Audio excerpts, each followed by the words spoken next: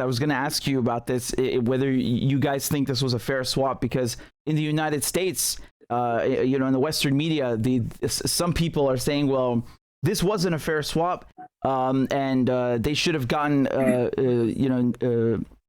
Whelan plus Griner in exchange for Bout. I was hoping you could elaborate on that, Konstantin and David, because there's a disparity in sentences, right? Like you just said, Konstantin, you spent over a decade in prison. Victor Bout spent over a decade in prison. They had a lot, you guys had a lot less left on your sentences on top of that. Compared to the people who were swapped. So actually, if you look at the sentencing, doesn't it seem like it's unfair to the Russians? Well, can I jump in here, Richard? Let me give you a little bit of understanding without any BS, the propaganda that you're hearing out there from the mainstream media. Let's talk about the Trevor Reed-Yaroshenko exchange. Konstantin, what was Trevor sentenced to when he was sentenced there in Russia? He sentenced, I think, for 9 or 10 years. Okay, let's say 9 years. Let me give you how the Russians perceive this and whether you believe it's fair or unfair, Richard. But Trevor Reed was sentenced to 9 or 10 years. Whether you think it was a fair sentence or not a fair sentence, that's the Russian judicial system.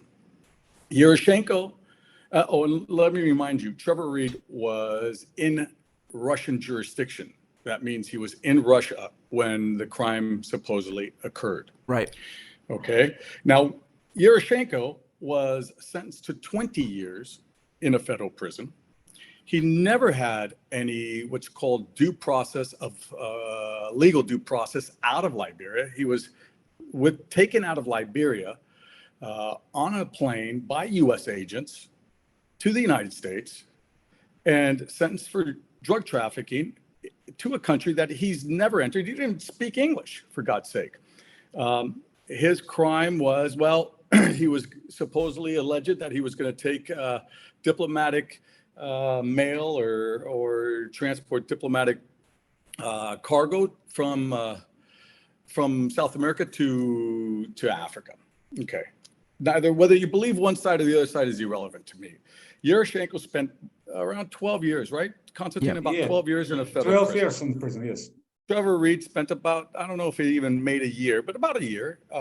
Now, again, Yaroshenko has his position that the U.S. justice system is shit, and Reed probably has the same, that the Russian judicial system is shit too. Irrelevant of that, Yaroshenko spent 12 years. Reed spent about a year. Reed had about, I think, 8 years left on his sentence. Yaroshenko had 8 years left on his sentence. So that's how the Russians look at it. Said, okay, we want an exchange for Yaroshenko, who's got 8 years left on his sentence, for Trevor Reed, who has 8 years on his sentence. The same in relationship with Brittany Griner and Victor Bout. Bout, I don't know how much you understand about his situation, but Bout was extradited out of Thailand. Yep. Bout received a 25-year sentence from, I think, a court out of New York for arms trafficking. Okay. Brittany Griner received a 9-year sentence in Russia for a vape pen. Again, I honestly think that's a draconian sentence for THC. But that's the Russian system, just like the Americans have their system. Now, Brittany Griner has about 8 years left on her sentence. Well, Bout had about 8 years left on his sentence. And that's how the Russians perceived it. Now, I know you've seen a lot of the mainstream media in the United States calling him a merchant of death. But who gave Victor that name of merchant of death? Was it the Russians, the Chinese, the Europeans, the Canadians? No, it was the DEA. And in Bout's sentencing transcripts from his judge Schindlin, I think her name was, said quite the opposite. He was not the merchant of death. There was no evidence whatsoever of that. And my other position with this is, okay, let's say for that let's believe the DEA and say, yes, okay, he was a merchant of death. Well, you know who else is the merchant of death in the United States? You ever hear a guy's name by the name of Eric Price? You know who he is? I have, yes, but you need to tell everybody who he is. Well, Eric Price is the CEO of Blackwater, which I think is now called Z or something like that. I'm not quite sure the name that they've changed it. But that gentleman has been transporting arms all over the continent of Africa, Central America, South America, all with the blind okay of the United States. Now, what's to stop the Russians from passing an internal law, just like the Americans have passed their internal laws in order to capture Victor Bout? Well, what's from the Russians? I mean, why do the United States have that power and the Russians can't say, wait a minute, we're going to pass an internal law that says no other citizens can transport firearms around the world. And if we do catch Eric Price in don't want to cut you off, South, David. I just wanted to say one thing. Trump even pardoned those Blackwater people sent by Prince to massacre. They massacred an entire square in Iraq, and last year Trump pardons them. So, you know, I see the double standard. Yeah, I mean, and so you have to understand that. You know, you gotta if you want to look at this in an honest manner, you have to say, okay, well, you know, why is it that we, the Americans, can do this shit, but if the Russians were to do it, they would say, there's international law that doesn't allow this to happen. That's their problem with all this shit. I don't know. To me, once you allow it to happen on one side, that's what creates that lawlessness, the wild, wild west, as to say, out there in the international world.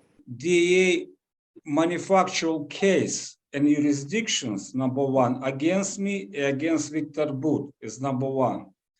Griner or the submarine come to here and have real crime in the Russian Federations. He must be respect Russian law and rule. For it don't matter what he did, small drugs or marijuana, it don't matter. Russian law is Russian law, and this is his jurisdictions. It's a big point, because if I just now charge you in the Russian law outside of the Russian Federation, exactly like about anyone outside, and manufactural case, manufactural jurisdictions, this is a more important point. It's not like I made a crime or Victor Bout made a crime, real crime. This is all fake. And more important, who manufactured case, agent DA, two of them, Luis Milione, supervisor, and Zacharasevich, supervising DA, who manufactured case against Victor Bout and against me, not for the prevent some illegal contraband trafficking or arms or drugs or something in other substance. It's not. It's for different point. His manufactural case and press me and press Victor Bout for have a connections with the working for the U.S. government. But I and Victor deny this is any actions have with the U.S. government connection. But another is very, very good point. What is David says? Yes, this is Blackwater OZ. In my case, his was agent DA. His Paddy McKay, U.S. United Kingdom citizenship, who was before one of the director of the executive outcome. Then he changed executive solutions. Then when his Nelson Mandela come to the power 2001, and his return back, this is mercenary company, come back to the United States and change his name, Blackwater, Grey Goose, and continue. This is all criminal organizing. It's very good point.